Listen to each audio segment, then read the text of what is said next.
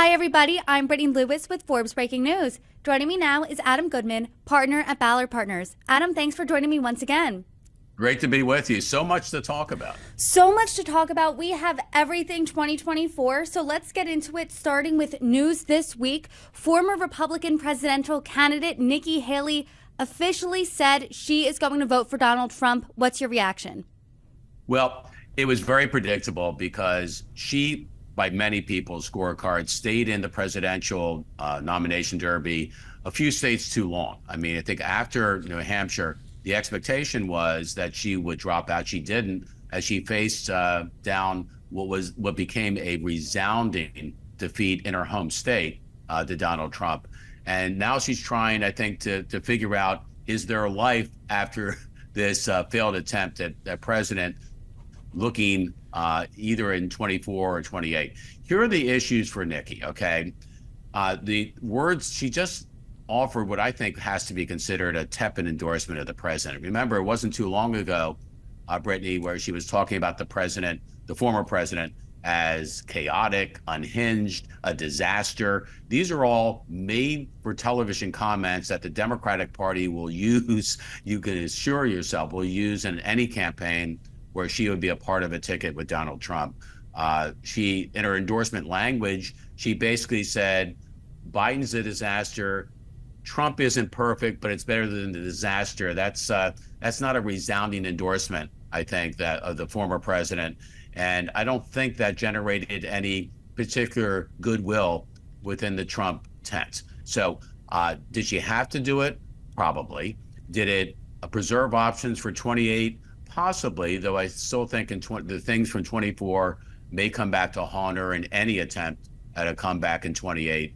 But I don't think that what we just heard from Nikki Haley, even though she represents, Brittany, the positives of gender on the ticket, diversity, she's been vetted because she's run for president before, not to be, minimized. That's very important. Has incredible experience. She has name ID. You check all those boxes. What she doesn't check is what she just said publicly for all to hear about the former president. And I don't think anything she just said about voting for Donald Trump over the disaster of Joe Biden is going to score her the kind of points that would make her a legitimate contender for VP.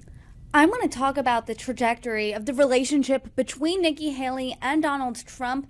She was his UN ambassador in the Trump administration. She left on what seemed to be amicable terms. Then she ran against him for president this year, and that fight got especially gnarly. He called her bird brain. She said he was unhinged, like you said, that he wasn't qualified or fit to run for president. And if the line to endorse someone's right here, I mean, she barely tiptoed over it this week by saying, you're going to have to do a lot to persuade my voters. So what do you think he needs to do to persuade those voters? Wow. It's a hard question to answer. I mean, if she could rewind the clock, remember, she comes out of the Trump administration. She comes out with very good marks, I think, from the former president and from the people around him. I think by most scorecards, she did a very, very good job in the United Nations, which is not an easy thing to do. She had all options in front of her. Then she writes the book, right? And suddenly she's starting to question certain things about Donald Trump. And of course, she also had said very publicly that she would not run for president if the former president was seeking a comeback. And she, of course, turned on that as well. So I think the history of all that makes it very difficult to understand, if you're advising Nikki Haley, how you stay kind of alive and vital politically, not just in 24, but looking ahead to the possibility of 28. I don't have the advice ready at hand, but I can tell you it's a difficult one because the record is now very full of what Nikki Haley has said very recently about her feelings of the former president. And she was arguably Donald Trump's staunchest critic in that slew of Republicans running for president this year. And she said this before suspending her campaign in February, quote, "I feel no need to kiss the ring and my political future is of no concern." Is this essentially kissing the ring? Well, the ring that would have been kissed that was on the ring finger is now somewhat hidden and is irrelevant. I don't think this is kissing the ring. This is doing something which you think is intellectually what you need to do to preserve options. But I think all of us, Brittany, frankly, kind of see this for what it is, as does the former president, which is why even though on the checkbox that of people you would consider for VP, she check a lot of those boxes. The boxes she doesn't check, I think, are eliminators for her. However, with all that said, the former president has an amazing number of solid choices, Brittany, that he can entertain that would be measurably helpful to his chances in November. And that's something we should probably talk about. We are going to get into those in just a moment. I do want to talk about Donald Trump's comments to a reporter last night. He said this about Nikki Haley. We had a nasty campaign. It was pretty nasty, but she's a very capable person, and I'm sure she's going to be on our team in some form. Absolutely. You're saying you don't think she's going to be VP. So where is that spot for her in the Trump administration should he win? That's a great question. A lot of the people who are on the quote unquote VP list are auditioning for something. Yes, they would like to be considered very strongly for vice president, but think of all the other ways they could serve in a Trump administration. Clearly, I think that's where Nikki Haley would like to go. She'd like to find some place with Donald Trump after the elections that keeps her in the spotlight, that keeps her maybe growing back to where she used to be, which was a kind of a favorite of the party, the base and beyond. And she needs that to kind of think recharge her political relevance moving forward. So now let's talk about the Veep stakes. Donald Trump threw out a slew of names last night. He said names like Representatives Elise Stefanik, J.D. Vance, his HUD Secretary Ben Carson. He also mentioned Senator Marco Rubio. Other names that have been floated are North Dakota Governor Doug Burgum, as well as Senator Tim Scott. What do you make of this list? Well, first of all, let's talk about what you do when you approach a VP pick. Number one rule. It's a commandment. Thou shalt not do harm, right? So you pick someone that won't hurt the ticket, as opposed to what you hope for beyond that is maybe could help. You go back in history, you look at Lyndon Johnson, I think was a big help to JFK in winning parts of the South. Nixon and his experience, I think, was very helpful on the ticket when he was running as the vice presidential nominee. Al Gore, Dick Cheney, all added something to the ticket. On the opposite side of that, you had the horrors of Thomas Eagleton, who had gone through psychotherapy and was dropped from the ticket with McGovern, who ended up losing, of course, miserably in that campaign. Dan Quayle, who wasn't ready for prime time. Sarah Palin, who was still trying to tell us that Russia was on her doorstep and to watch out. So it's do no harm. But then you have the other things, Brittany. Does it check a box? Like gender, like a Geraldine Ferraro did. Diversity, Kamala Harris. A swing state that could be pivotal, like Paul Ryan when he ran with Mitt Romney. Does this pick bring maybe energy and freshness to the ticket? You go back in history, take a look at Teddy Roosevelt, who came out of New York, was McKinley's vice president. And then, of course, very quickly after that became president of the United States. And it was a kind of a burst of energy that Teddy Roosevelt brought to McKinley. And then, of course, is what we're talking about. It's a speculation game. Put as many names into the hopper as you can. And you just mentioned Ben Carson, Elise Stefanik, North Carolina Governor Doug Burgum, Senator Tim Scott. All of these could check some of those boxes, if not many of those boxes. But I think the serious choices right now, and that only Donald Trump knows this, put all the disclaimers out front, right? Just my views. I think you're looking at 2 or 3 serious plays right now, and they're going to be looked at and vetted very carefully. One is Tom Cotton, the senator from Arkansas, who's very sharp, great on his feet, decorated Army veteran, will be no pushover when it comes to foreign policy. He doesn't bring much electorally because Arkansas is as red as I think the states get. J.D. Vance, the senator, first-term senator from Ohio, the Midwest, the hillbilly elegy, the great Rust Belt story, but at one point was not on the Trump bandwagon. Those would come back in a Democratic counter-campaign. And then I think the one choice that really makes a lot of sense on a lot of different fronts is Marco Rubio. Yes, they both hail from Florida, but Marco would be an historic pick. He'd be the first Hispanic elected on a national ticket. He personifies the American dream. His dad was a bartender. His mom was a maid.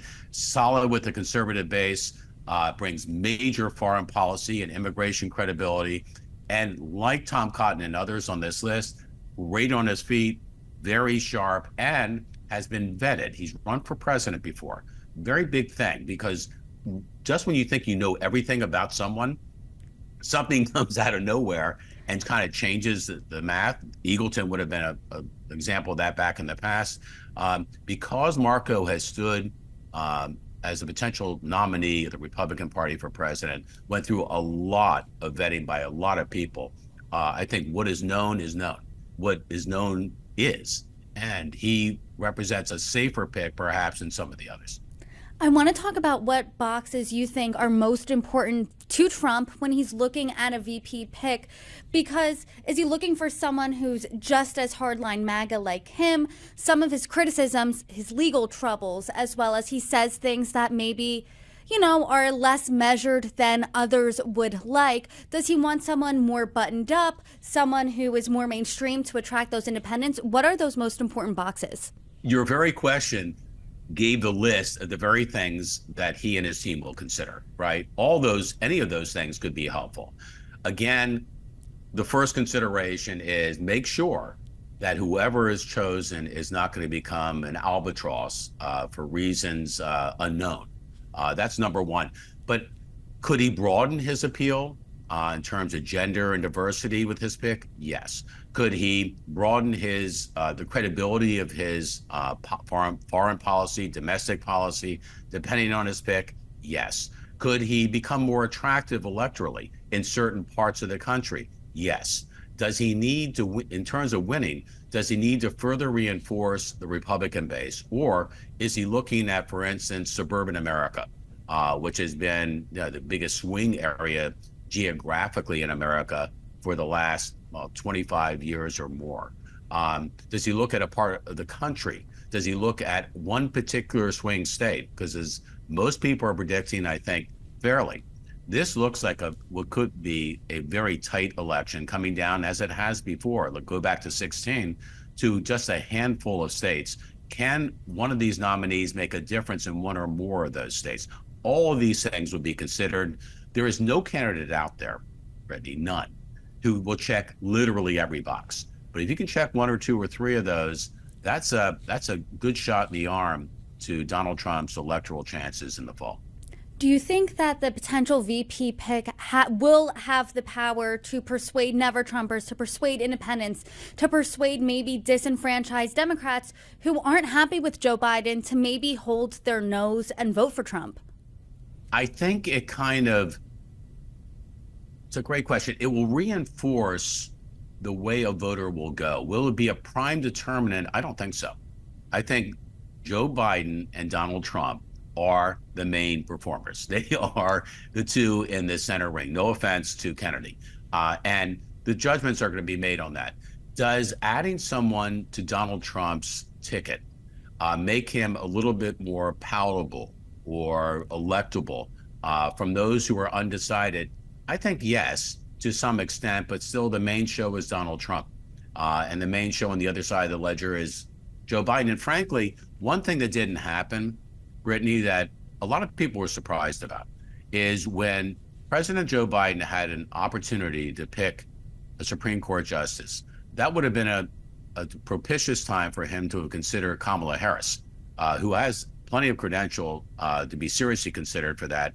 And had that happened, Joe Biden might have another running mate that could breathe, you might say, fresh energy into his ticket, which I think he kind of desperately needs. They did not take advantage of that. No offense to Kamala Harris, but I don't think that Joe Biden right now is benefiting from his vice president in terms of electability. I just don't think that's adding the punch that I think that he could use, especially in some of the swing states. So that opportunity has come and gone. But for Donald Trump, I think all of these people we've talked about, they'd add something. But ultimately, this is coming down to a choice of A versus B. And it doesn't include the two people as much behind A versus B as it does the main players. Well, we are going to see A versus B on a debate stage June 27th. CNN is hosting it. If you blinked too fast, you might have missed it. The way it was set up, it seemed so fast. Biden suggested it. Donald Trump said yes. CNN agreed. And now it's happening, and it's happening before the convention. What do you make of this? Well, I love the recent comment from Donald Trump, who said one of his requests for the debate was to make sure they're standing and that it goes on for 2 hours. I mean, I laughed. I mean, all of us laughed when we saw that, thinking, okay, he's sending Joe Biden a message, which is, I don't think you can stand on your feet without interruption for 2 hours, right? Very Trump-like. This is a very interesting debate for at least 3 reasons. One is it's coming early. It's coming in June. Usually debates happen closer to Labor Day and beyond. And of course, the second debate they both agreed to is planned for September 10th. That will be hosted by ABC. Number 2 are the hosts for this debate. Jake Tapper and Dana Bash are not unabashed supporters of Donald Trump. That's at the risk of all understatement. I think those are 2 very difficult questioners for the former president.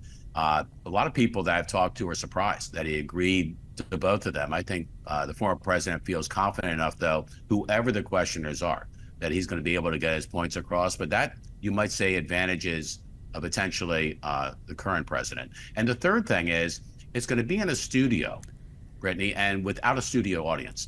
Donald Trump excels in front of rally-sized audiences. He's going to have an audience of cameramen and sound engineers and 2 questioners, as opposed to 1,000 raucous people in an audience, live audience, to perform to.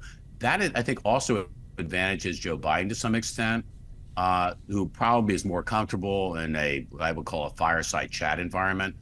With all those things said, all the burdens of proof, almost all the burdens of proof, are going to be on President Biden on the major issues of the day, where he, according to all major public polling, he's trailing badly, starting with the economy, immigration, people's feelings about the future, foreign policy, everything happening in Ukraine and Israel.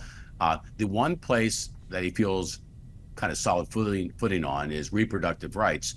That clearly will be an issue that will be brought into this debate, but all other measures, all other things other than personality, which I'm sure that Jake and Dana are going to get into in a big way, are advantages for the contender, for the challenger. And that's why I think you saw Donald Trump very eagerly embrace this debate, embrace it early. And of course, it happens. One last thing, these debates are going to happen following whatever the verdict is in New York and the trial over hush money that Donald Trump is facing. It will also follow the end of the term for the Supreme Court. That's important because one of the major cases we're all waiting to hear their decision on has to do with presidential immunity. So a lot of stuff that is yet unknown, but will be known by then, are going into June 27th. It is a made-for-television, must-watch moment for anyone, whether you like politics, whether you like the 2 contenders or not. You must tune in for this one because it's Katie bar the door about what may happen and what its impact may be. I was personally surprised seeing Donald Trump agree to this so fast, especially without a studio audience, because if we can all remember when he did that town hall with CNN, I believe it was last year, he builds momentum just from a studio audience cheering him on when he gets his remarks in and they land. But we won't be seeing that June 27th. Do you think that this debate has the potential to move the needle here? And if so, by how much? Well, viewers are going to look for at least 2 things, respectively. One is whether Donald Trump has a message that moves America forward, that addresses a lot of the challenges we're facing that they find both credible and relevant. On the other hand, the bar that's set for President Biden is whether or not he can go into a spirited debate like this, stand on his own 2 feet, of course, if the president has his way, the ex-president, and is able to provide compelling responses to the very challenges that most people feel the current administration is responsible for because they've been in play. So I think both have to clear the bar in different ways for different reasons. I know that Donald Trump right now is running an incredibly disciplined campaign, owing to Susie Wiles and Chris LaCivita and others around them that are really showing, and you've seen this in the primary calendar too, Brittany, they ran a very disciplined campaign. I think you're going to see a more disciplined approach coming from the president. Maybe this is where this environment of two moderators versus a studio audience plays into helping reinforce that with Donald Trump, that he'll be more direct, and I think more kind of contained about where he wants to focus and where he wants to go. But President Biden has got to show that he's got 4 more years left in him, and that the 4 more years could actually make a fundamental difference in the things that have led 2 out of 3 Americans to gripe, we don't like the way things are, and we certainly don't like the way things are moving. Well, Adam, thank you. Per usual, a great conversation, and I hope you come back on and join me after we all watch that debate and provide your thoughts then. Adam Goodman, thank you for joining me. Great to be with you.